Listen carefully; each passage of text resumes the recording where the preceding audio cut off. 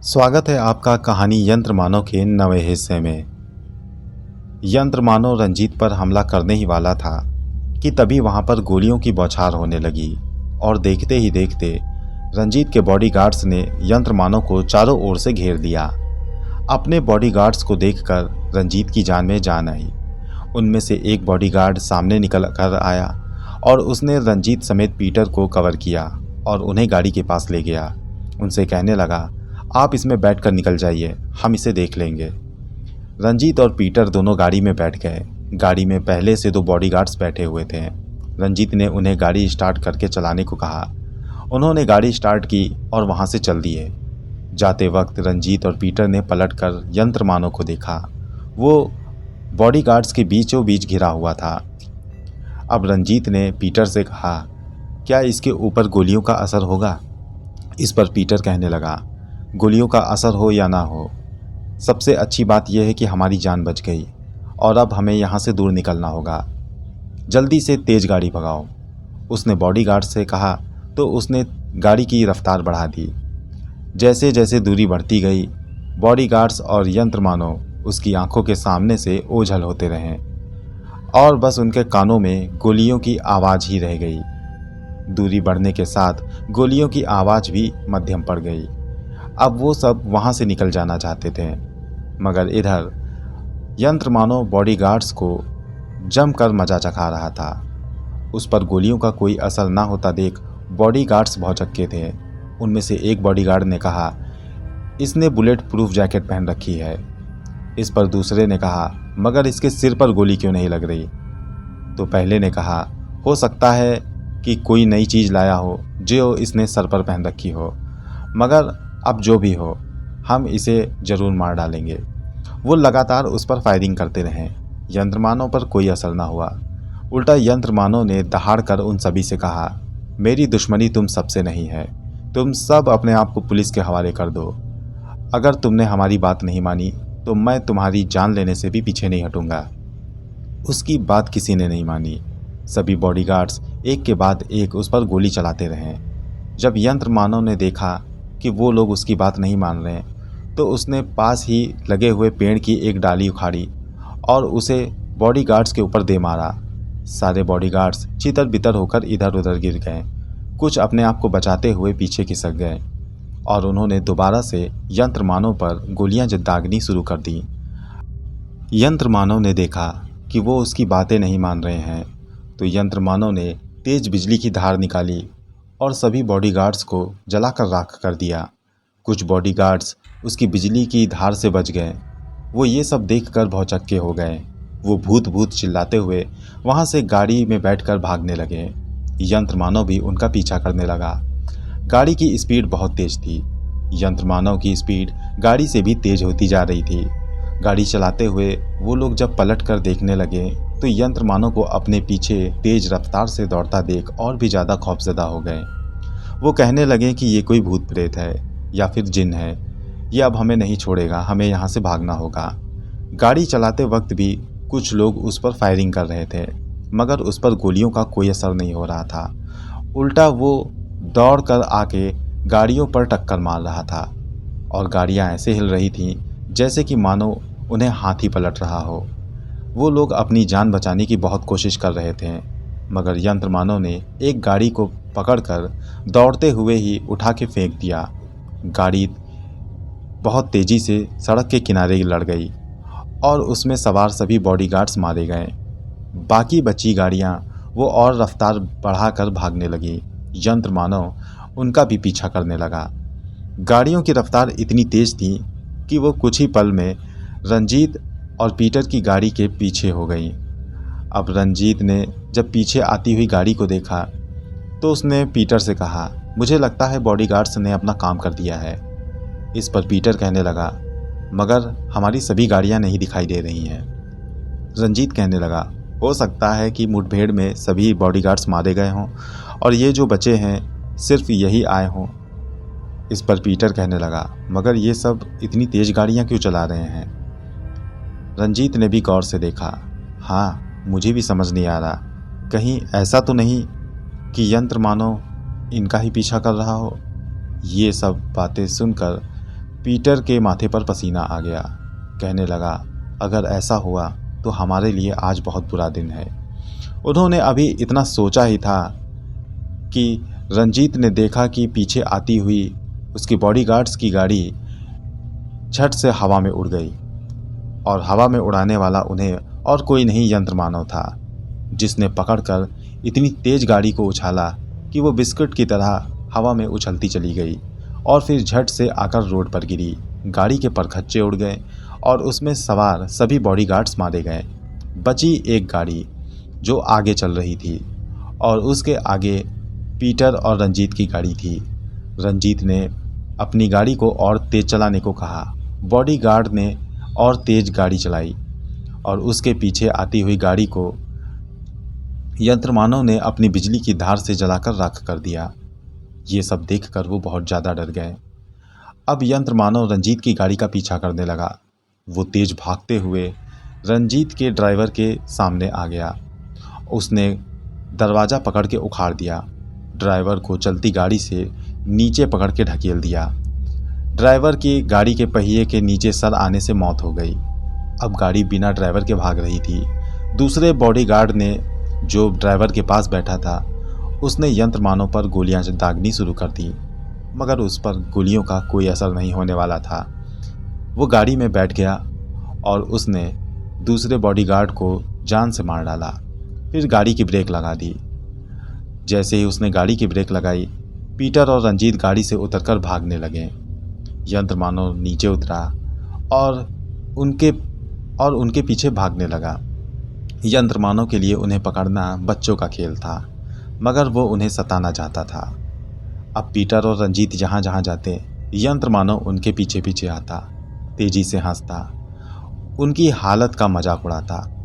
अपनी जान बचाने के लिए वो दोनों सारा दिन वहीं भागते रहे। वो जहाँ जहाँ जाते, यंत्रमानव उनके सामने आ जाता। सारा दिन यही खेल होता रहा और इस तरह से रात हो गई। सारा दिन भागने के कारण दोनों पस्त हो गए। रंजीत के मुंह से तो खून भी आ गया, मगर अपनी जान बचाने के लिए वो और भागना चाहते थे। जैसे जैसे रात होती चली गई, उनकी हिम्मत भी जवाब देती चली गई। और फिर एक वक्त ऐसा आया जब दोनों के अंदर भागने की ताकत ही ना रही। वो लोग भागते भागते गिर पड़े, तेज तेज हाँफने लगे। जब वो लोग गिरे पड़े थे, तब उन्हें समीर की आवाज़ सुनाई दी। उन्होंने देखा कि वही यंत्रमानव उनके सामने खड़ा होकर समीर की आवाज़ में बोल रहा है। उन दोनों के लिए वो यंत्रमानव नहीं बल्कि समीर ही था। वो दोनों उसे समीर ही समझ रहे थे। यंत्रमानव समीर की आवाज़ निकालते हुए उनसे कहने लगा, अब बारी है तुम्हें जान से मारने की। मैं तुम्हारी ज़िंदगी जहन्नम तो कर ही चुका हूँ, चाहूँ तो और जहन्नम कर सकता हूँ, मगर उसमें मज़ा नहीं आएगी। अब मैं तुम्हें जान से मार दूँगा। अब रंजीत और पीटर दोनों का हाल बेहाल था। उनके सामने मौत खड़ी थी। अब उसके आगे गिड़गिड़ाने के सिवा उनके पास कोई चारा ना था। रंजीत और पीटर ने यंत्रमानव के आगे हाथ जोड़ लिए, जोर जोर से रोते हुए कहने लगे, हमें छोड़ दो समीर, हमसे गलती हो गई, हम अब आइंदा ऐसा कभी नहीं करेंगे, हमें माफ़ कर दो, हम बहक गए थे, मुझे माफ़ कर दो समीर, मुझसे बहुत बड़ी गलती हो गई, तुम जो कहोगे मैं वो करूँगा। जैसे ही रंजीत ने ये बात कही, समीर तेज़ी से हंस पड़ा। कहने लगा, ठीक है, अगर ये बात है तो तुम्हें मैं एक चांस दे सकता हूँ।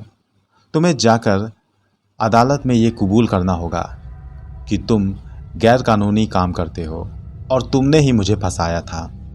उसकी बात सुनकर रंजीत ने हामी भर दी। कहने लगा, मैं ऐसा ही करूँगा, तुम मुझे छोड़ दोगे ना? इस पर समीर कहने लगा, बिल्कुल छोड़ दूँगा, अगर तुम जा कर के सच सच अदालत में सब कह दो तो मैं तुम्हें कभी परेशान नहीं करूँगा। जल्दी उठो और यहाँ से जाओ, वरना अगर मेरा मूड बदल गया तो तुम्हें मैं जान से मार दूँगा। उसकी बात पर रंजीत और पीटर वहाँ से उठ खड़े हुए। उनके सामने ज़िंदगी जीने का एक और चांस था। इस बात से उनके अंदर एक नई शक्ति का अनुभव हुआ। अपनी इसी शक्ति के बलबूते वो वहाँ से भाग निकले और वहाँ से पैदल ही भागते हुए काफ़ी देर के बाद वो जाकर पुलिस स्टेशन में इंस्पेक्टर के पांव पे गिर गए। उनकी ये हालत देखकर इंस्पेक्टर उनसे कहने लगा, आप लोग को क्या हुआ और ये हालत किसने की? रंजीत कहने लगा, मुझे अपना गुनाह कबूल करना है। गुनाह? कैसा गुनाह? इंस्पेक्टर के पूछने पर रंजीत कहने लगा, वो गुनाह जो मैंने किसी से नहीं बताया, किसी को पता नहीं चला, लेकिन मैं बहुत बड़ा गुनहगार हूँ इंस्पेक्टर। मुझे अपना गुनाह कबूल करना है। मुझ पे केस कीजिए, मुझे अंदर डाल दीजिए। मैं अपना गुनाह कबूल करना चाहता हूँ। रंजीत की इस हरकत पर पुलिस स्टेशन में मौजूद सभी सिपाही हैरान थे। उन्हें समझ न आ रहा था कि रंजीत ये क्या कह रहा है। उनकी नज़र में रंजीत एक बहुत ही शरीफ इंसान था, मगर आज रंजीत अपने गुनाहों की बात कर रहा था। इंस्पेक्टर ने उससे सारा मसला पूछा तो रंजीत ने समीर को फंसाने से लेकर गैर कानूनी काम करने तक का सारा वाकया इंस्पेक्टर को बता दिया। उसकी बात पर इंस्पेक्टर ने उनके खिलाफ केस दर्ज किया और फिर उन्हें अदालत में पेश किया गया। अदालत में सभी लोग जमा थे। रंजीत और पीटर को जज के सामने पेश किया गया। रंजीत और पीटर ने अपने अपने गुनाह कबूल किए। रंजीत ने कहा, मैं रंजीत आज अपना गुनाह कबूल करना चाहता हूँ। मैं शराफत का मुखौटा ओढ़कर इंसानों के बीच रहता था, मगर मैं शरीफ इंसान नहीं हूँ। मैंने बहुत गलत काम किए हैं। मैं ही वो हूँ जिसने समीर को चोरी के इल्ज़ाम में फंसाया और मैंने ही गैर कानूनी काम किए। जिस फैक्ट्री में समीर काम करता था, वहाँ पर उसके काम करने से पहले वहाँ के वॉचमैन से मिलकर मैं चोरी किया करता था। जब बॉस को इस बात का पता चला तो उन्होंने वॉचमैन को निकाल दिया। बॉस का शक मुझ पर नहीं गया। जब उन्होंने समीर को काम पर रख लिया तो फिर मेरे काम में बाधा आ गई। मैं चोरी नहीं कर पा रहा था। मैंने समीर को अपने साथ चोरी करने के लिए मनाने की कोशिश की, मगर समीर ने मेरा प्रस्ताव ठुकरा दिया। मेरे मन में डर हो गया कि समीर कहीं मेरी बात बॉस से ना कह दे, मेरी शिकायत ना कर दे। बस मैं यही सोच कर डर रहा था। मैंने समीर को इसीलिए फंसाया ताकि समीर वहाँ से चला भी जाए और मेरा काम भी बन जाए। मैंने रात में चोरी की और फिर दिन में समीर से ये कहकर उसे वहाँ से भागने पर मजबूर कर दिया कि उसकी माँ की तबीयत नहीं ठीक है। माँ की तबीयत की बात सुनकर समीर वहाँ से भाग गया। फिर मैं पुलिस स्टेशन गया और वहाँ पर यह कहा कि समीर फैक्ट्री में चोरी करके भाग रहा है। और फिर इंस्पेक्टर के साथ मैं समीर के घर चला गया। इस तरह से मैंने समीर को फंसाया। मेरे मालिक को भी ये लगा कि समीर चोर है। मालिक ने मेरी खूब तारीफ़ की और मुझे अच्छे ओहदे पर रख लिया। मैंने और भी ज़्यादा घोटाला करने शुरू कर दिए। धीरे धीरे मैंने अपने मालिक को भी धोखा दिया और उनकी सारी फैक्ट्री और ज़मीन जायदाद हथिया ली। मुझे अमीर बनने का बहुत शौक़ था, इसलिए मैंने देश के दुश्मनों से भी हाथ मिलाया। मैं देश के दुश्मनों को गैर कानूनी हथियार सप्लाई करता था, उनके यहाँ पे रहने का बंदोबस्त करता था, उन्हें यहाँ पे आने में मदद करता था और बाहर भेजने में मदद करता था। लेकिन अब मैं अपने इन गुनाहों को कबूल करना चाहता हूँ। इसके साथ ही रंजीत ने अपने सारे गुनाहों के बारे में जज साहब को बता दिया। जज साहब ने रंजीत और पीटर को लंबी सज़ा सुनाई। वहाँ पर सज़ा सुनाने के बाद वकील ने समीर को पेश किया। समीर को देखकर अदालत में सब भौचक्के हो गए। रंजीत और पीटर कांप के रह गए। समीर चुपचाप एक नॉर्मल इंसान की तरह वहाँ खड़ा था। उसको सामने देखकर जज साहब ने उससे कहा, समीर तुम कहाँ भाग गए थे? इस पर समीर ने जज साहब से कहा, मुझे गलत इल्ज़ाम में फंसाया गया था, इसलिए मैं अंदर ही अंदर बदले की आग में जल रहा था। मैं रंजीत को मार देना चाहता था, इसलिए जेल से भागकर सीधा रंजीत के पास आया, मगर मैं उसे मार नहीं पाया, इसलिए मैं भागकर इधर उधर छुप गया। मैं इसे मारने का ही मंसूबा बना रहा था, मगर फिर किसी ने इसकी फैक्ट्रियों को बम से उड़ाना शुरू कर दिया। मैं समझ गया कि कोई इसका दुश्मन इससे बदला ले रहा है। मैं यही सब तमाशा देखने के लिए छुप कर रहने लगा। मैं इस पर नज़र रखता था और जब मैंने ये देखा कि आज ये अदालत में अपने गुनाहों को कबूल करने वाला है तो मैं भी यहाँ पर आ गया। अब मुझे किसी बात का डर नहीं। सारी बात समझने के बाद जज साहब ने रंजीत और पीटर को लंबी सज़ा सुनाई और समीर से उस पर हुए अत्याचारों के कारण उससे माफ़ी मांगी। जब ये सब निपट गया तो रंजीत और पीटर को जेल ले जाया गया। पुलिस ऑफिसर ने समीर से खूब पूछताछ करने की कोशिश की मगर अब उस पर कोई चार्ज नहीं था, इसलिए वो चुपचाप अपने घर की ओर निकल पड़ा, अपने उस घर की ओर जो उसके दादाजी ने बनाया था। वो बिना किसी को बताए वहाँ से निकलकर सीधा यंत्र मानव के पास आ गया। वैसे तो समीर रंजीत को कत्ल कर देना चाहता था मगर अब वो उसकी ज़िंदगी बर्बाद करके खुश था। आज उसे अपनी माँ की याद आ रही थी, उसे अपनी पुरानी ज़िंदगी की याद आ रही थी। उन्हें याद करके समीर बहुत रोया। रोते रोते वो लैब में ही सो गया। दूसरे दिन वो उठा, अपना मूड फ्रेश किया और फिर यंत्र मानव के पास आकर बैठ गया। यंत्र मानव ने उसे समझाया कि अब उसे नई ज़िंदगी की शुरुआत करनी चाहिए। समीर ने पूछा कि वो क्या करे तो यंत्र मानव ने कहा, अब तुम्हें अपने दादाजी के अधूरे ज्ञान को पूरा सीखना होगा। पहले तुम अपने दादाजी जितना ज्ञान अर्जित करो और उसके बाद उसके आगे की भी चीज़ें सीखो। उन्हें सीख कर तुम देश के भले के लिए कुछ भी कर सकते हो। समीर ने यंत्र मानव से कहा, अच्छा तुम मुझे ये बताओ, दादाजी ने तुम्हें बनाया कैसे था और किस लिए बनाया था? इस पर यंत्र मानव ने कहा, मैं तुमसे पहले ही कह चुका हूँ कि वक्त आने पर ही मैं तुम्हें बताऊँगा, अभी उस चीज़ का वक्त नहीं आया है। ये कहने के बाद समीर वहाँ की चीज़ों के बारे में सीखने लगा। यंत्र मानव वहाँ की चीज़ों को समीर को सिखाने में मदद करता था। वहाँ के उपकरणों को वो चलाना सीखता था और उनके ज़रिए बहुत सी बातें भी सीखा। वो इधर सीखने में लगा हुआ था और इधर पीटर और रंजीत की ज़िंदगी जहन्नम हो गई थी। ऊंचे ऊंचे बंगलों में रहने वाले पीटर और रंजीत अब जेल की काल कोठरी में बंद थे। उन्हें वहाँ बिल्कुल भी अच्छा नहीं लग रहा था। वे अपने आप को कोस रहे थे। रंजीत पीटर से कहता, मुझे अगर पहले मालूम होता कि ये समीर भूत प्रेत नहीं है तो मैं कोई और रास्ता निकालता, मगर पता नहीं कैसे वो ऐसे ऐसे काम कर पा रहा था जो इंसान के लिए करने नामुमकिन है। कभी सांप के भेष में आ जाना, कभी इधर उधर दिखाई पड़ना, अचानक गायब हो जाना, ये आम इंसान नहीं कर सकता। वो ये सब कर कैसे रहा था? वो लोग इसी उधेड़ बुन में दिन भर लगे रहते थे और इस तरह से जेल के अंदर उन्हें 6 महीने से ज़्यादा का समय हो गया।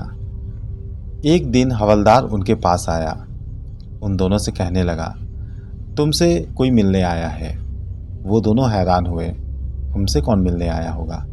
आपस में बात करते हुए वो लोग बाहर गए। उन्होंने देखा उनके सामने समीर खड़ा था। समीर को देखकर रंजीत चौंक गया, कहने लगा, तुम यहाँ क्या करने आए हो?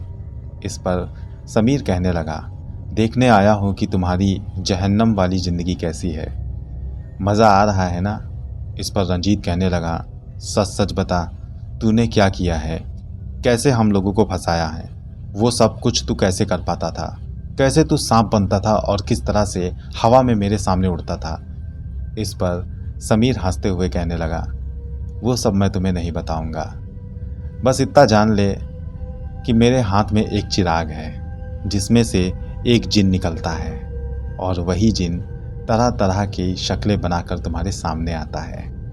अब मैं जब चाहूँ तुम्हें बर्बाद कर सकता हूँ। मैं तो बस यही कहने आया था कि मैं कोई भूत प्रेत नहीं, बल्कि मेरे हाथ में एक जिन का चिराग है। तुम्हें ये ज़िंदगी मुबारक हो। आशा करता हूँ कि तुम्हारी ज़िंदगी में कठिनाई और भी आती रहे। ये कहकर समीर वहाँ से निकल गया। उसे अपने सामने से जाता देखकर पीटर और रंजीत गुस्से से लाल हो गए, मगर वो कुछ कर ना सके। समीर दोबारा उनसे मिलने वहाँ पर कभी नहीं गया और पीटर और रंजीत को भी जेल के अंदर 1 साल बीत गए। उन दोनों को अब कोई भी उम्मीद नहीं लग रही थी कि वो वहाँ से कभी निकल पाएंगे। उनके कई साथी जो दूसरे देशों में रहते थे वो भी उनसे मिलने तक नहीं आए। वो दोनों अब यही सोच रहे थे कि किसी तरह से कोई फरिश्ता आए और उन्हें वहाँ से निकाल कर ले जाए, मगर बड़े दिनों तक वहाँ पर उन्हें निकालने कोई नहीं आया। मगर एक दिन एक हवलदार उनके पास आया। वो उनसे कहने लगा, तुमसे कोई मिलने आया है। वो दोनों फिर सोचने लगे, ज़रूर ये समीर होगा। वो दोनों वहाँ से उठकर उससे मिलने चले गए, मगर अपने सामने किसी दूसरे शख्स को देखा। वो उसे देखकर हैरान थे। वो उसे नहीं जानते थे। उसने कहा, नमस्कार रंजीत साहब। रंजीत हैरान था। वो पीटर का मुंह देखने लगा, फिर कहने लगा, मैंने तुम्हें पहचाना नहीं। इस पर उसने कहा, आप कहाँ पहचानेंगे? गरीब लोगों को कोई नहीं पहचानता, लेकिन मैं आपको ज़रूर जानता हूँ। मतलब ये कि मैं आप ही का एक आदमी हूँ और आपके लिए एक अच्छी खबर लाया हूँ। कैसी खबर? थोड़ा करीब आकर उस अनजान शख्स ने रंजीत से कहा, मेरे पास एक प्लान है। मैं तुम्हें यहाँ जेल से निकालने के लिए आया हूँ। दोस्तों, ये कहानी जारी है। इस कहानी का अगला भाग मैं जल्द आपके पास लेकर आऊँगा। कहानी कैसी लग रही है कमेंट बॉक्स में हमें लिख कर ज़रूर बताएं। मिलता हूँ अगली बार इसी कहानी के अगले हिस्से के साथ। तब तक के लिए गुड बाय।